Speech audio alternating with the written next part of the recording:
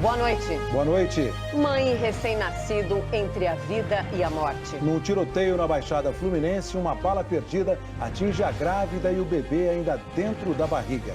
Eduardo Cunha é réu em mais um processo. O ex-assessor do presidente Michel Temer, Rodrigo Rocha Loures, sai da cadeia. E o procurador-geral, Rodrigo Janot, diz que a libertação é um ato normal no curso do processo. Mas afirma que as provas contra Loures são fortes. Bom, uma aula de estudo, né? O presidente Michel Temer, denunciado pela Procuradoria-Geral por corrupção passiva, vai a São Paulo discutir com o advogado a defesa que apresentará à Câmara dos Deputados. O ex-médico Roger Abdelmaci volta para a cadeia depois de uma semana em prisão domiciliar. Chega ao fim a fuga de um dos maiores traficantes do país. Ele foi preso depois de 30 anos e de várias plásticas para enganar a polícia. As medalhas de 2020 em Tóquio vão ser feitas de lixo para uma Olimpíada mais barata e sustentável. E os gols do sábado no Brasileirão. O Jornal Nacional está começando.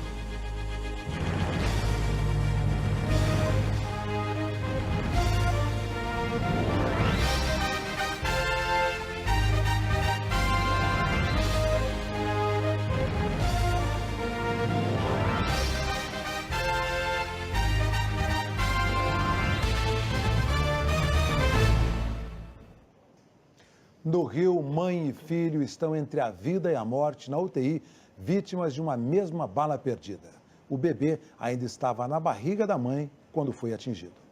Nenhum pai estaria preparado para viver dessa maneira a chegada do primeiro filho.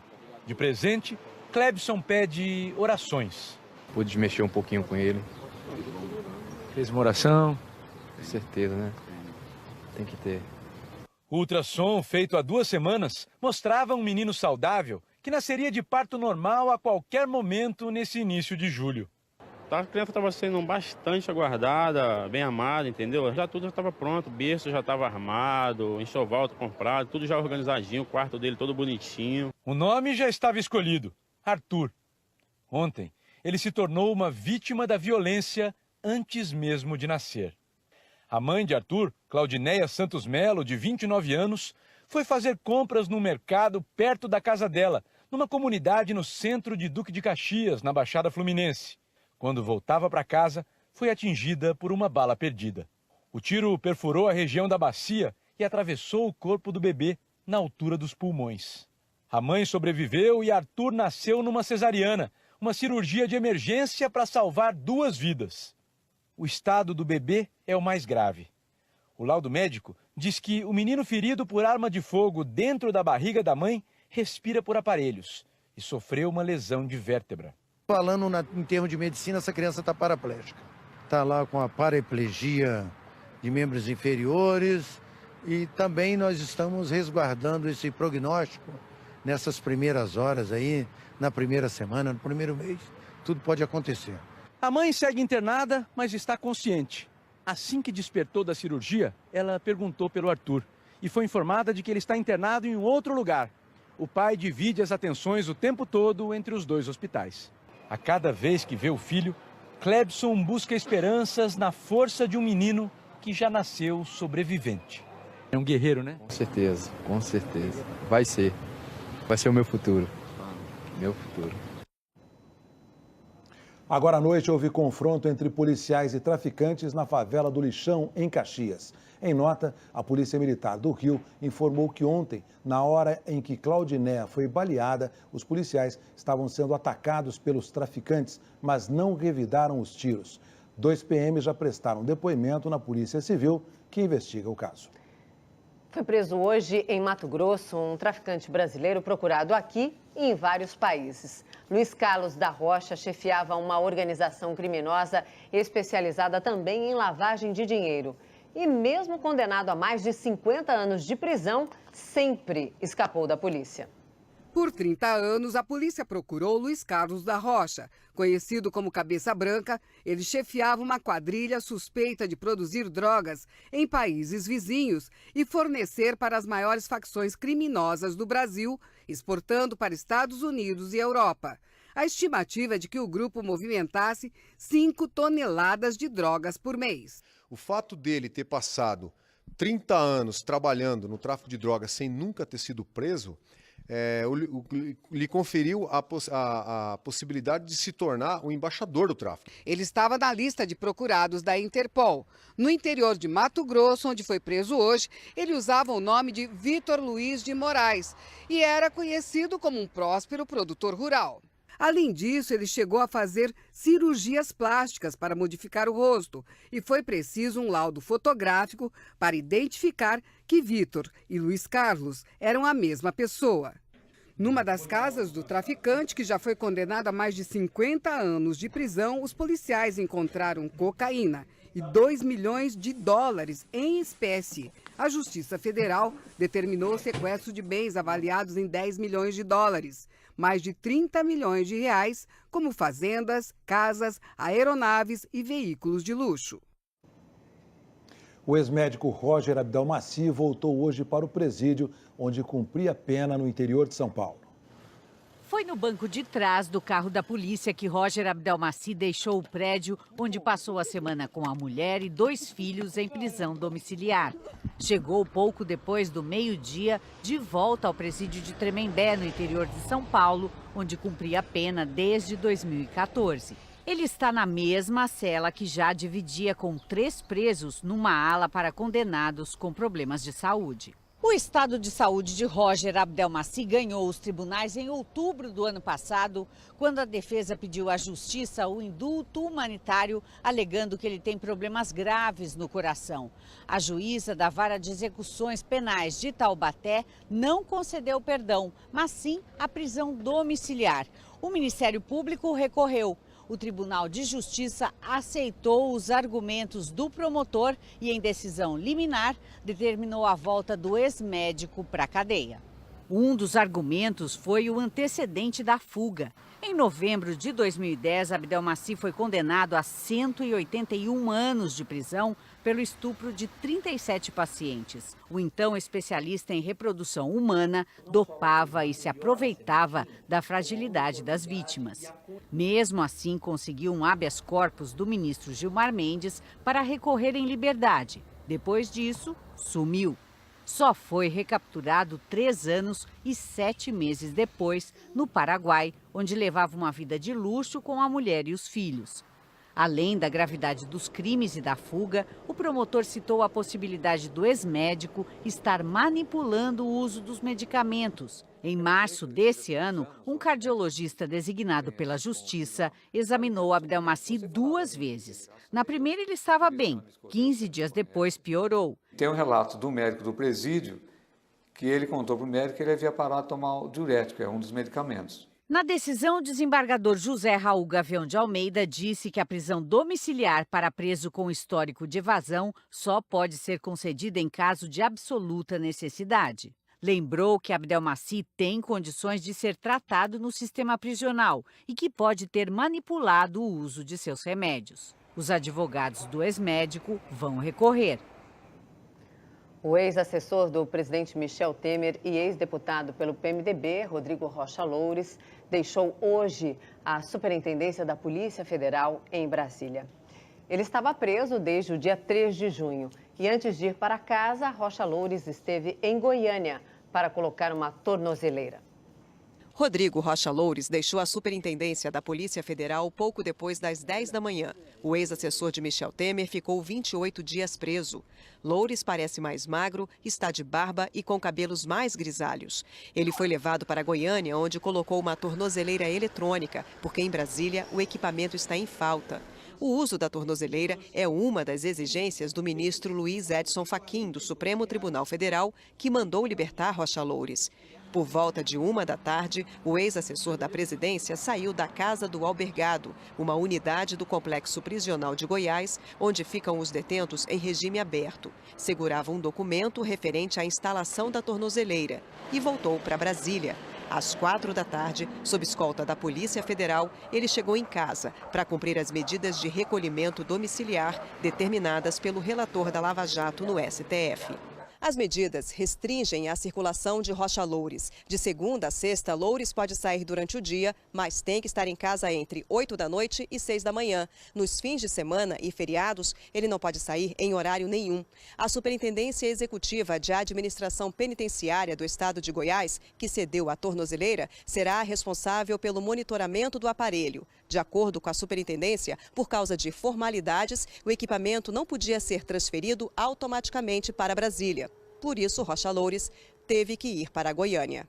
Rocha Loures foi preso no dia 3 de junho. No dia 28 de abril, numa ação controlada da Polícia Federal, ele foi filmado recebendo uma mala com R$500 mil, propina da JBS, entregue no estacionamento de uma pizzaria em São Paulo. Na decisão em que mandou substituir a prisão preventiva de Rocha Loures pelo recolhimento domiciliar, Fachin lembrou que o ex-assessor de Michel Temer foi denunciado junto com o presidente por corrupção passiva. Essa vinculação foi um dos argumentos usados para soltá-lo. Segundo Fachin, como a denúncia contra o presidente ainda tem que passar por um longo rito na Câmara, Rocha Loures não poderia ficar preso à espera dessa tramitação, porque casos de pessoas presas exigem urgência do Judiciário. Em São Paulo, o Procurador-Geral da República, Rodrigo Janot, comentou a decisão do ministro Edson Fachin de libertar Rodrigo Rocha Loures com restrições. E também a decisão do ministro Marco Aurélio Mello de suspender o afastamento do senador Aécio Neves, do PSDB.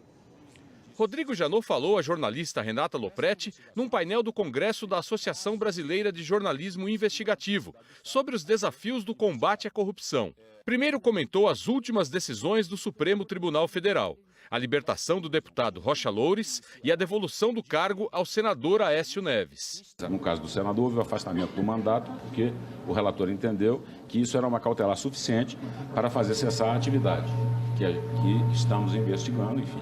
Estamos imputando como atividade delituosa, o julgamento final dirá. E o do deputado, a mala de estudo, né? A leitura que eu faço de ontem é que ambos os ministros chegaram à conclusão de que as cautelares deferidas já tinham surtido seus efeitos, no sentido de impedir a continuidade delitiva. E, portanto, houve a revogação. Eu não sou assustado, né, com essa história de deferiu, revogou, isso faz parte do processo. O que eu acho que aconteceu de muito bom foi o que o Supremo decidiu anteontem. Aquela decisão de anteontem, assim, ela é fantástica e ela salvou o Instituto da Colaboração Premiada. Janot disse que o Ministério Público sempre tem a mão um pouquinho mais pesada do que os outros setores da Justiça. Por isso pede medidas cautelares como prisões, quando considera que as provas são fortes, como nesses dois casos. Então houve a decretação de uma prisão cautelar de uma autoridade que estava no curso de cometimento de crime e não houve a decretação da prisão de outra autoridade, porque se entendeu que a medida cautelar, que não um pouco menos invasiva, seria suficiente para fazer cessar a atividade delituosa que se desenvolvia naquele momento. O Procurador-Geral da República também se defendeu das críticas de que ele não teria apresentado uma prova cabal na denúncia contra o presidente Michel Temer. Claro, nós temos que entender o seguinte, qual é o alcance disso? Eu lembro que há uns 20 anos atrás, 25 anos atrás, quando eu já na Procuradoria, né? E a gente comentando o seguinte, não é possível que eu, para pegar um picareta, eu tenho que tirar a fotografia do sujeito tirando a carteira do bolso do outro. Lógico que esse tipo de prova, ninguém vai passar recibo, né? Esse tipo de prova é uma prova satânica, é quase impossível. Então, o que você tem que olhar é a narrativa. Quando você apresenta uma denúncia, você apresenta indícios fortes, suficientes, que autorizam um juízo inicial de que é preciso instaurar o processo penal e é preciso ir para a instrução penal. A instrução penal é o momento correto e o momento apropriado de se produzir as provas necessárias. Agora serão menos de 3 meses como chefe da Procuradoria-Geral da República. Até o dia 17 de setembro, quando vai entregar o cargo a Raquel Dodge, indicada pelo presidente Michel Temer, Rodrigo Janot prometeu não aliviar o ritmo. A nova procuradora foi a segunda colocada na lista tríplice de candidatos indicados pelo Ministério Público para ocupar a PGR. Janot definiu como legítima a escolha de Raquel Dodge e disse que o importante é ser um nome da lista tríplice. Eu participei de 2 processos, né, de integrar a lista. Integrei a lista em primeiro lugar, seja há 4 anos atrás, seja há 2 anos atrás. E nas minhas campanhas, se vocês forem recuperar, o que eu disse é, primeiro, a nossa lista é uma lista que não é obrigatória. É uma lista que nós estamos querendo criar um fato para que possamos, lá na frente, postular uma alteração constitucional para que o Ministério Público Federal possa também fazer a lista. É o único que não faz. O importante é que o nome seja escolhido dentro da lista. E isso ele fez. Ele respeitou a lista. E isso, para a gente, é um avanço institucional enorme. Então, a lista é tríplice, né? A gente brinca, não é umpla, né? Não é eleição direta de procurador-geral. A lista é tríplice. E dentro da lista tríplice se escolhe um dos 3. Então, a escolha, para mim, foi legítima. Rodrigo Janot também falou sobre a segurança pessoal. O senhor teme pela sua segurança? Olha, na minha terra diz assim, para morrer basta estar vivo, né? Então, enfim, eu ando com segurança, óbvio, né? Não vamos ser ingênuos, né? Já recebi ameaça, claro, não vamos ser ingênuos também. Então, eu trato profissionalmente essa questão. Mas, na minha cabeça e na cabeça dos meus colegas, é o seguinte, se acontecer alguma coisa comigo, a confusão é muito maior do que se me deixar vivo e atuando. É óbvio.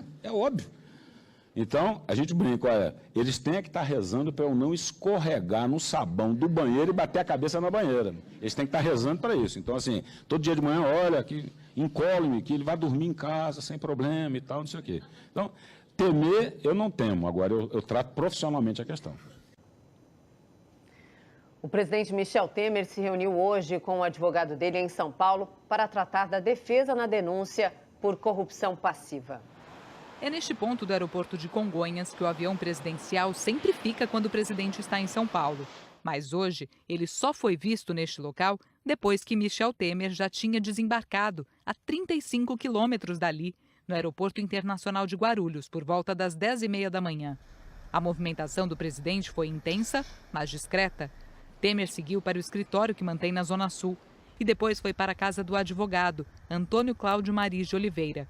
Eles aproveitam o fim de semana para trabalhar na defesa que o presidente vai apresentar à Câmara dos Deputados. Michel Temer foi denunciado pelo procurador-geral Rodrigo Janot por corrupção passiva, com base nas delações de executivos da JBS. O procurador-geral pede que o presidente pague, no mínimo, 10 milhões de reais a título de reparação de danos e que seja condenado à perda do cargo de presidente por violação de seus deveres para com o Estado e com a sociedade. Depois do encontro com o advogado, Temer esteve na casa de um empresário. Nem o presidente Michel Temer, nem o advogado dele atenderam a imprensa neste sábado. O presidente continua em São Paulo e não divulgou a agenda oficial. A Justiça Federal do Rio Grande do Norte aceitou a denúncia do Ministério Público contra os ex-deputados Eduardo Cunha e Henrique Eduardo Alves. Eles são acusados de lavagem de dinheiro e corrupção em contratos de empreiteiras investigadas na Lava Jato. Os procuradores acusam Eduardo Cunha e Henrique Alves de terem recebido 11,5 milhões de reais em propina. Segundo os investigadores, o dinheiro foi disfarçado na forma de doações eleitorais pelas empreiteiras OAS, Odebrecht e Carioca Engenharia. Em troca, os ex-deputados atuavam na liberação de recursos sem os trâmites legais para obras como a Arena das Dunas, em Natal.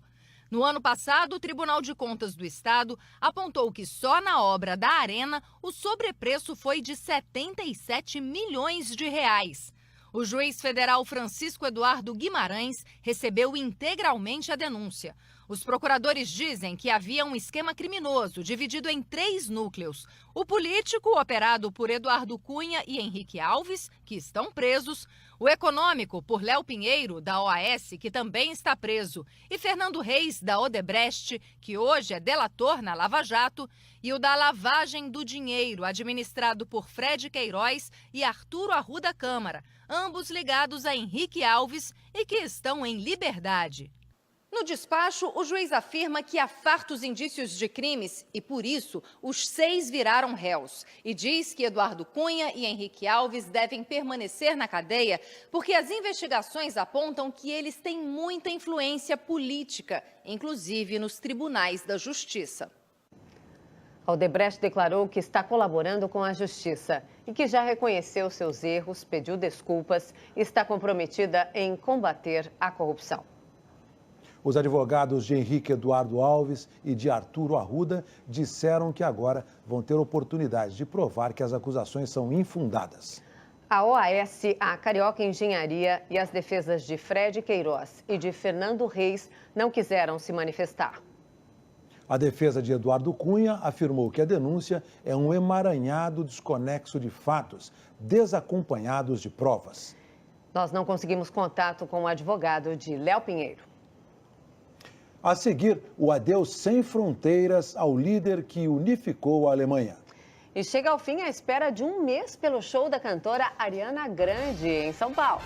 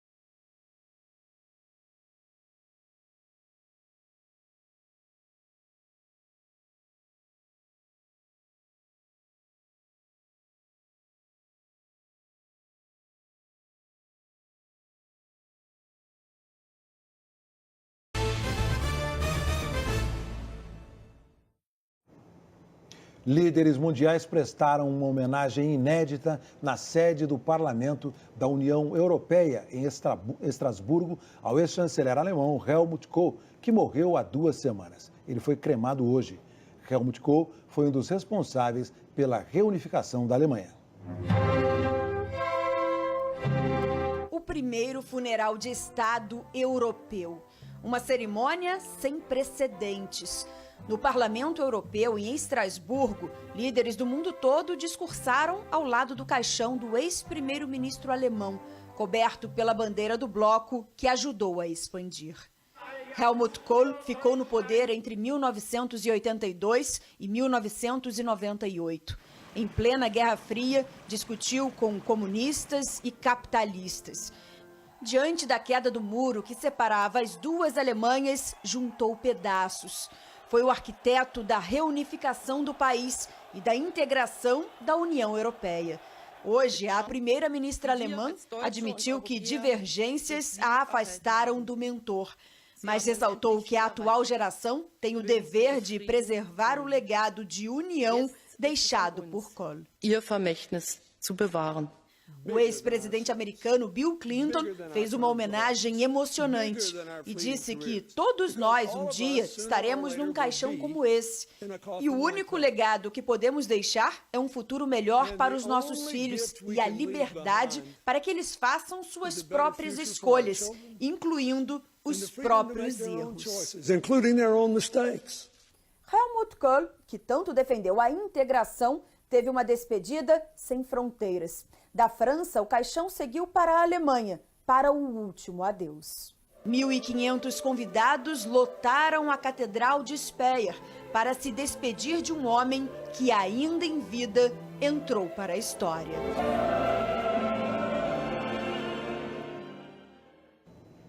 O presidente da China, Xi Jinping, disse hoje que qualquer desafio à soberania chinesa será considerado inadmissível. O alerta foi feito durante a posse da primeira mulher a governar Hong Kong, eleita não pelo voto direto, mas nomeada pelo Partido Comunista.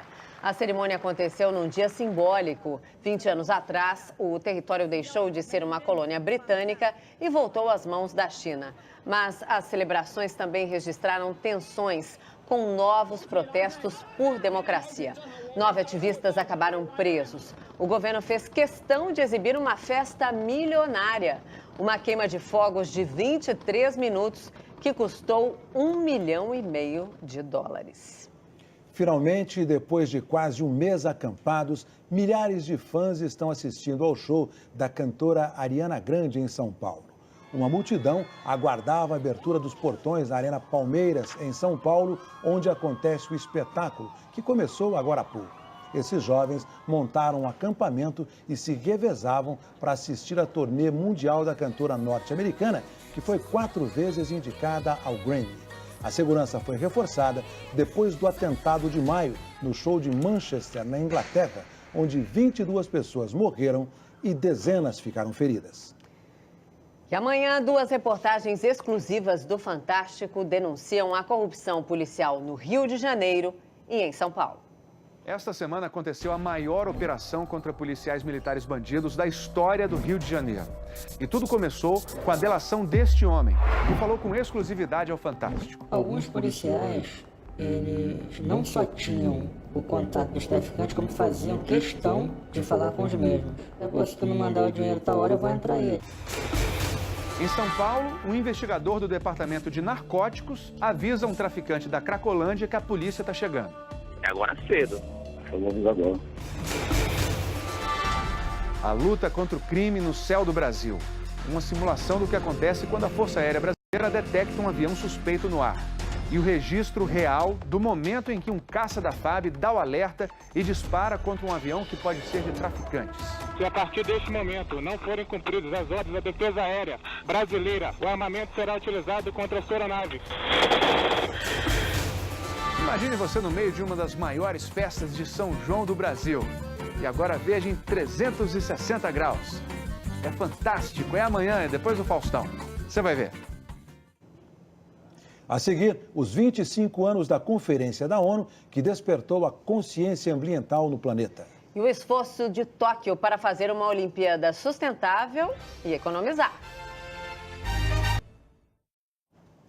Junho chegou ao fim, mas foi um mês marcante para as questões ligadas ao meio ambiente. O presidente Donald Trump tirou os Estados Unidos do Acordo Mundial de Proteção do Clima. E a Noruega anunciou o corte no repasse de dinheiro para o Fundo de Proteção da Amazônia por causa do aumento do desmatamento no Brasil.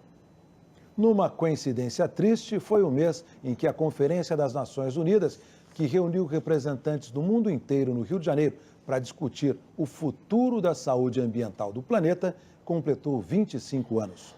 Efeito estufa, mudanças climáticas, aquecimento global. Estas expressões eram desconhecidas da opinião pública mundial até 25 anos atrás, quando uma conferência sobre meio ambiente no Brasil mostrou que só a união entre governos, cientistas e a sociedade civil poderia evitar a destruição do planeta. Nesta conferência surge a Convenção de Clima, surge a Convenção de Biodiversidade. O Brasil, em 92, é a referência no mundo em meio ambiente. Em junho de 1992, o Rio de Janeiro abrigou a mais importante conferência sobre meio ambiente da história. Algumas das principais discussões foram realizadas nos pavilhões do Rio Centro, na zona oeste da cidade. Aqui estiveram representantes de quase 180 países, muitos deles chefes de Estado e de governo. Milhares de jornalistas foram credenciados para a cobertura da Rio 92. Eu fui um deles. Durante aqueles 11 dias, a minha sensação é de que o Rio Centro tinha se transformado no centro do mundo. A Rio 92 mostrou pela primeira vez que os danos ao meio ambiente eram principalmente responsabilidade dos países desenvolvidos. Um dos principais resultados da conferência foi a Agenda 21, uma espécie de manual para que as economias possam crescer sem danificar o meio ambiente. Desde então, houve avanços, como investimentos em energias eólica e solar, mas os desafios ainda são enormes. A ideia da Rio 92 era de unidade, de levar adiante os compromissos. Mas a realidade do mundo é distinta, as crises econômicas, as crises financeiras. Isso fez com que a gente tivesse grandes retrocessos nessa discussão do clima. Nos 25 anos da Eco 92, nós já perdemos uma área de floresta na Amazônia do tamanho do estado de São Paulo, mais o estado do Rio de Janeiro, mais o Espírito Santo. Tá? Quase igual ao que a gente tinha desmatado desde que os portugueses chegaram aqui. O que é lamentável.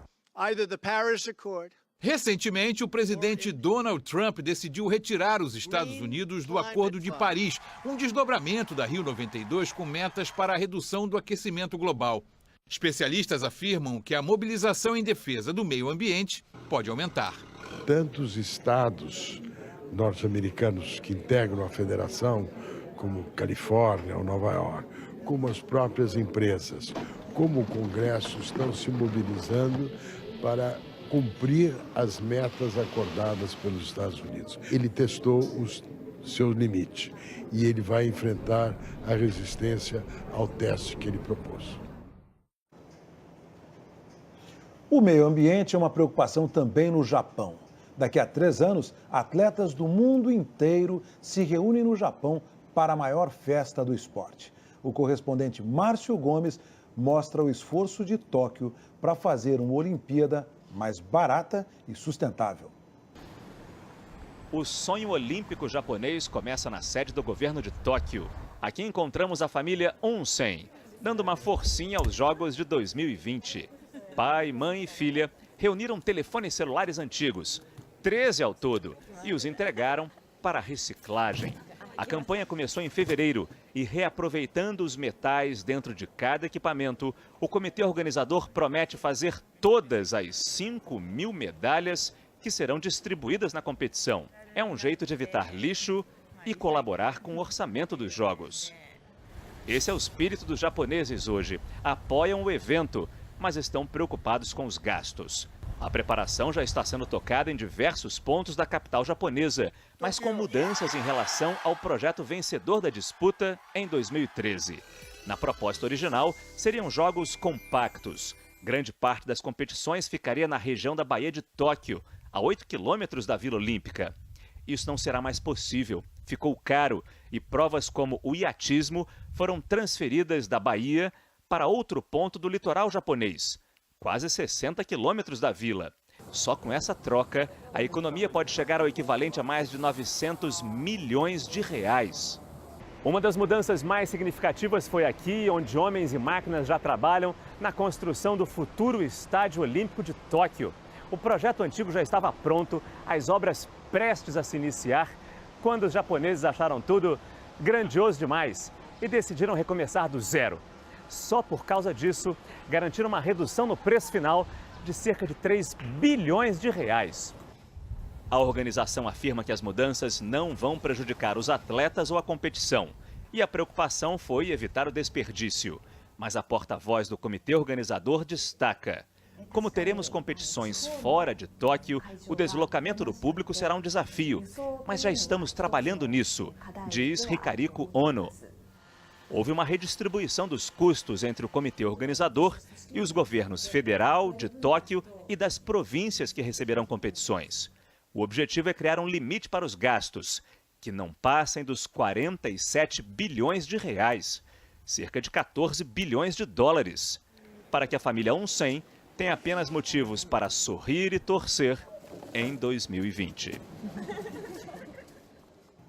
Isso aí, excelente exemplo. Vamos falar agora da previsão do tempo? Vamos lá, é isso, né? Domingão do primeiro domingo das férias. Vamos para São Paulo conversar com a Isabela. Isabela, expectativa total. Conta como é que vai ser, então, este primeiro fim de semana de férias. Boa noite para você. Oi, Mona, boa noite para você, Heraldo, boa noite a todos. Tenho notícias de mais frio no centro-sul do país. Dá uma olhada como é que o domingo vai começar gelado.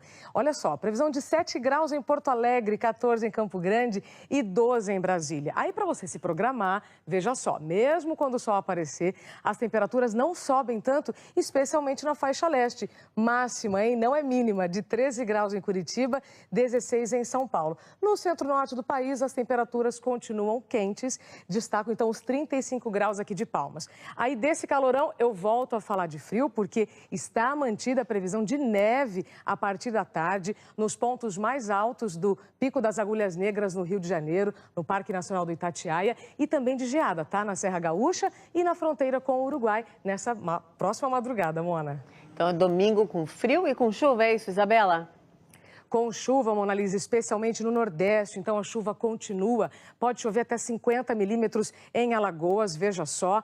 Os ventos continuam soprando do mar. Se você acompanha aqui a setinha, você vê o movimento, né, dessa umidade chegando do oceano aqui no continente. Amanhã também tem previsão de chuva volumosa para o Rio de Janeiro, então atenção para o risco de alagamentos. Na faixa leste de São Paulo, do Paraná e também de Santa Catarina, chuva mais fraca, tá? Na região norte, pancadas de chuva do Amazonas até o norte do Tocantins. No restante do país, tempo seco e firme. Para encerrar, aviso aos navegantes. Mar agitado amanhã no litoral sul e também no sudeste. Mona Lisa. Obrigada, Isabela. Boa noite para você. Bom domingo. Para nós. Obrigada. E daqui a pouco, os gols do sábado no Brasileirão. E o especialista na corrida que paga R$1 milhão para o vencedor na Stock Car. Amanhã, os pilotos da Stock Car vão ter um incentivo a mais para pisar no acelerador.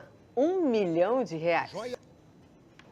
A joia mais cobiçada entre os pilotos, o anel dos milionários. Thiago Camilo que o diga. O maior vencedor da corrida do milhão, com 3 vitórias, é tri até no apelido. Thiago Camilo vem no capricho para vencer a prova do milhão. Thiago é o atual líder da temporada e luta pelo seu primeiro título da Stock Car. No Autódromo de Curitiba, fez um ótimo tempo no treino de classificação e vai largar em segundo. A gente sabe que o que vale é a corrida, né? A minha melhor posição aí de largada na corrida do milhão. Para quem já ganhou a corrida do milhão, largando na 20ª posição, sair aqui na primeira fila é uma bela vantagem. Só não é perfeita porque na pole position está o principal adversário de Thiago Camilo nesta temporada, Daniel Serra. Vice-líder do campeonato, 15 pontos atrás. Daniel fez o melhor tempo do fim de semana. Não é só 1 milhão, assim, são 30 pontos. Eu trocaria 1 milhão, já falei várias vezes, pelo título. Em Curitiba, pontos importantes estão em jogo. Eles podem valer a liderança do campeonato e um cheque bem gordo para esquentar ainda mais a disputa pelo título. E a gente está confiante, a gente tem um carro competitivo, acho que a briga vai ser boa como vem sendo durante o ano todo. A gente vai em busca de uma boa corrida, e uma boa corrida é ganhar, aí o resto é consequência. Você acompanha a Corrida do Milhão ao vivo dentro do Esporte Espetacular, que tem também muitas outras atrações. Olá, muito boa noite. Olha, nos 15 anos do Penta, vamos viajar no tempo. Com os craques da última Copa do Mundo vencida pelo Brasil. Antes do jogo acabar, eu já estava chorando, já passando aquele filme todo, todas as dificuldades que eu tinha que superar para chegar até lá. Na série Árbitros, a dura vida de quem apita na várzea. Tem bomba também que vai vir atrás de você agora aí, tampa o ouvido. É isso.